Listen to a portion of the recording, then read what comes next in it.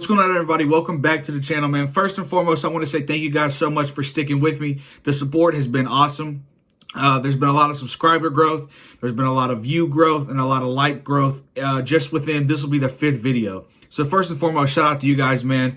I hope you guys are enjoying the content. I hope the content is slowly getting better. Like I said before in the previous video, we have some more equipment coming our way. We've got microphones. We've got a couple ring lights, different things like that just make the viewing experience hopefully a little bit better.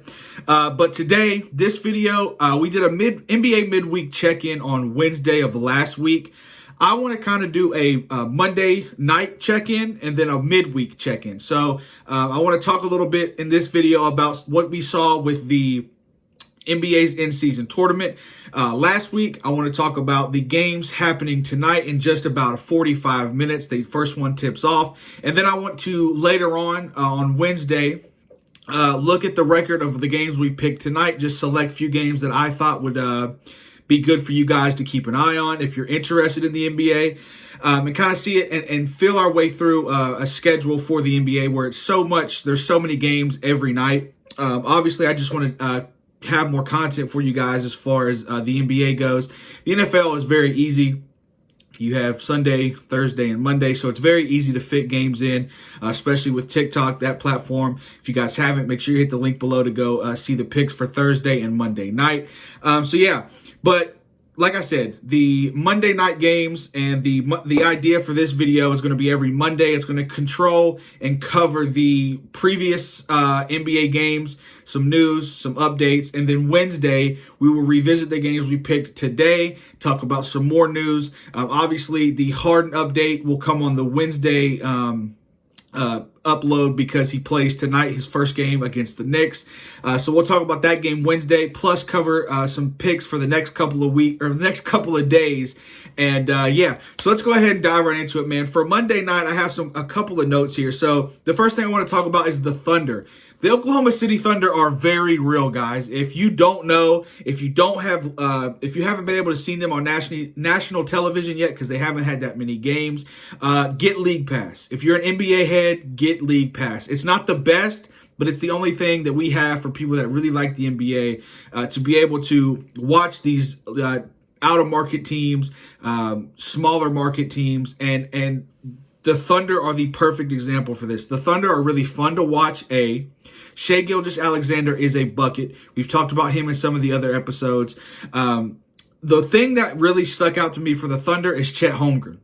This guy, he was obviously hurt his first year. The jokes came piling on because he took one hit from LeBron, and the meme came true. He took one hit, and he was out for the season. Everyone thought that was going to be the same this year. He's battled with Nikola Jokic in a big game against the Nuggets.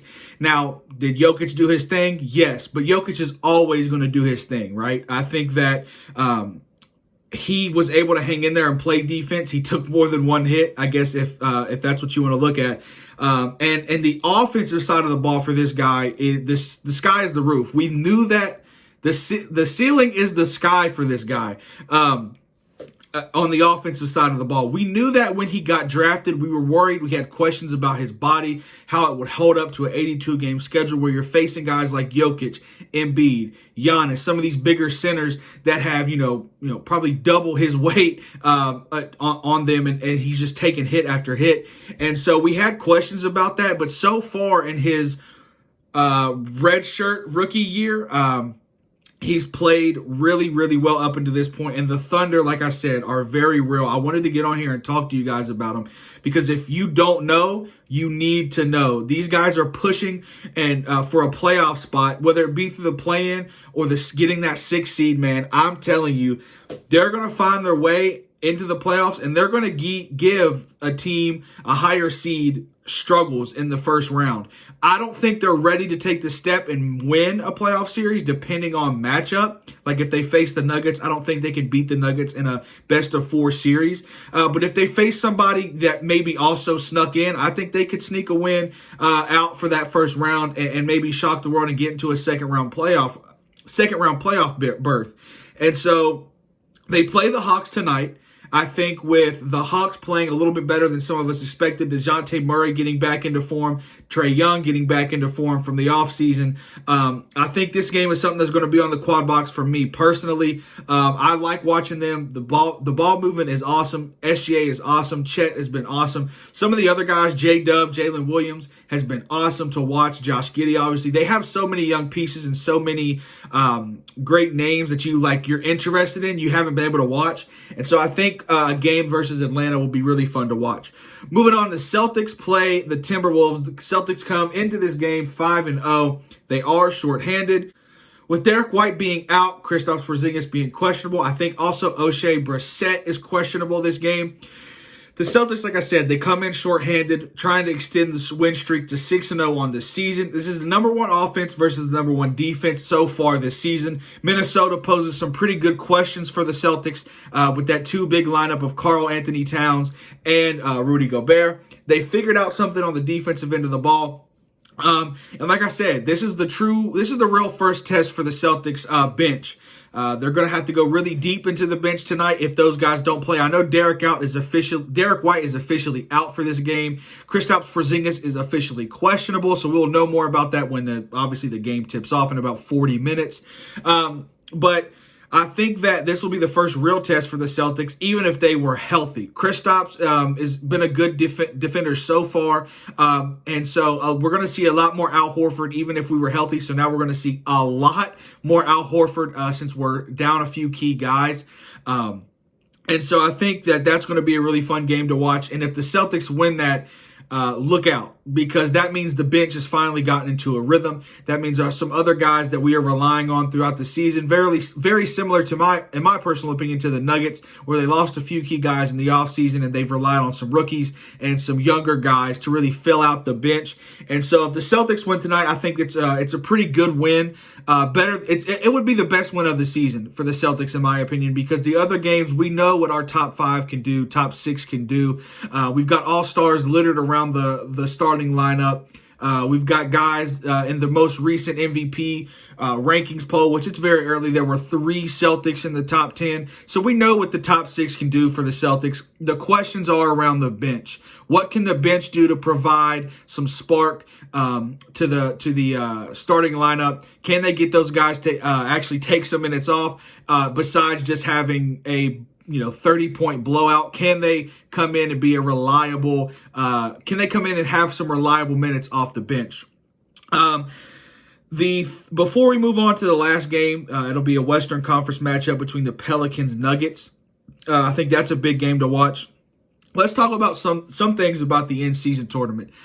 We ranked the courts a couple videos. We thought that the Oklahoma City Thunder had the best court, and I think that proved pretty true due to some of the Twitter comments and different things that we saw on Twitter the night that they dropped. In my personal opinion, I think it went well. Now, the whole point of this, I think, is to boost viewership. The NBA did this to boost viewership during the regular season because they know a lot of fans don't care about the regular season. The Warriors kind of ruined that whenever they just went, 72-9. Obviously, they didn't win the championship, but it became obsolete in this sport ever since that happened. So I think they're doing this to try and bring some more relevance, some more importance back into the regular season. And from a viewership standpoint, I'm not 100% sure if it did it. Me personally, being a sports nut, I watched it. I thought the games were awesome. But you heard a couple key players say that it felt different. It wasn't just a regular season game. We've heard a lot of players say that they're playing for the guys on the end of the bench because if they win, it almost doubles some guys' salaries. So that's a big key, and that's obviously a really good teammate chemistry thing to be doing. If you're a star player and you're wanting to play for the guy on the end of the bench to get a little bit more money in his pocket, that's awesome to see. But we've heard guys say that they don't know exactly what's going on. Specifically, Damian Lillard said he doesn't know what specifically is going on, but he knows that the game is different. He feels a different energy. He feels not necessarily like a playoff game, but closer to a playoff game than what just a regular season game would feel like for these guys. And somebody like Damian Lillard, an established vet, I think that means a lot for the league, hearing that it may have not worked for the viewership, but the players played harder. It meant just that little bit more. And I think that's what they wanted for these in-season tournament games.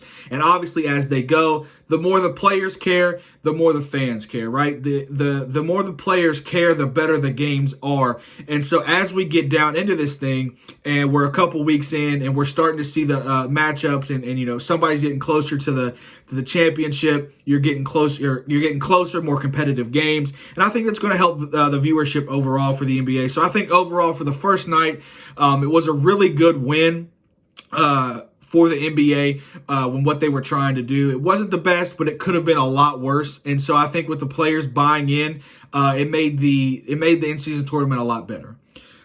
Before we end the video, I want to talk a little bit about the Pelicans Nuggets. Nuggets are obviously 6-1. They suffered their first loss of the season to the Timberwolves, the number 1 rated defense in the league as of right now. They're taking on the Pelicans. To me, this is a big game. I think Zion playing obviously, him playing is a headline in itself. Brandon Ingram playing is a headline in itself. I'm not going to lie. I haven't been able to watch too much Pelicans film. I've watched a lot more Nuggets film than I have the Pelicans. And I think that overall, nobody can really match up with Jokic. But I think if anybody can match up well with the Nuggets, it's the Pelicans. Now, obviously, we just had the terrible news of CJ McCollum.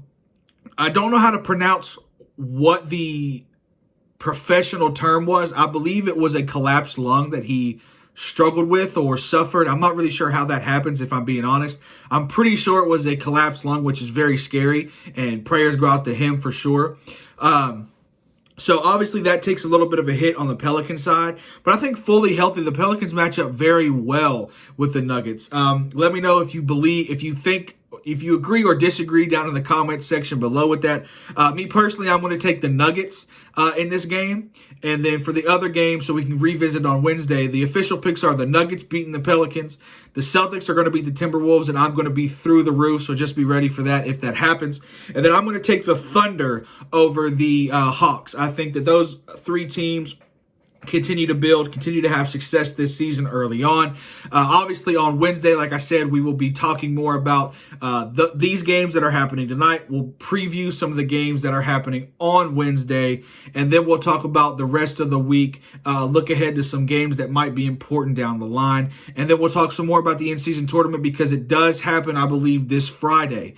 So, Keep a lookout for more videos by me for the NBA. It's going to be a bit more sporadic as the season goes compared to the NFL, just like we talked about before. The NBA has games every night. There's a lot of games every night, so it's a lot to keep up with. So I want to keep you guys updated and give you my thoughts as frequently as possible during the season. So there's not going to be a set schedule. The most set schedule that's going to happen is Monday and Wednesday. There might be videos Friday, Sunday, whatever the case may be for bigger games that happen. But yeah, so far, so good. I appreciate you guys for tuning in. Let me know down in the comment section where I'm right, where I'm wrong, where I'm an idiot, or I'm not an idiot. But please, if you're new here, subscribe, leave a like, share this channel out. I appreciate you guys so much, man. And yeah, enjoy the NBA games tonight. I look forward to seeing you guys on Wednesday. Peace.